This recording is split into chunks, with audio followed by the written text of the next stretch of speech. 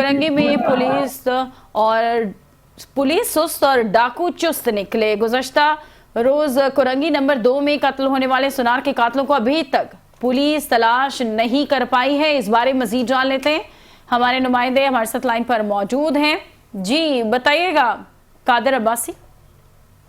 जी बिल्कुल, कराची का जिला कुरंगी मुकम्मल तौर पर मुसल्लह डाकुओं को रहम करम पर नजर आता है।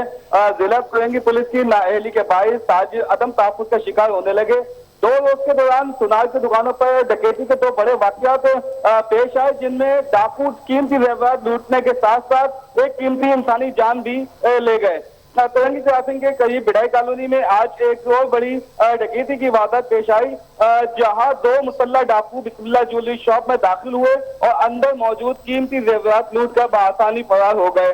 सीसीटीवी फुटेज में वाज़ेह तौर पर देखा जा सकता है कि दो डाकू पैंट शर्ट में मलबूस होकर दुकान के अंदर दाखिल होते हैं, जबकि इनके दीगर साथी दुकान के बाहर निगरानी करते रहे। डाकुओं ने इंतहाई इत्मीनान से वारदात को मुकम्मल किया और दुकान से 20 तोला सोने के जेवरात लूट कर फरार हो गए।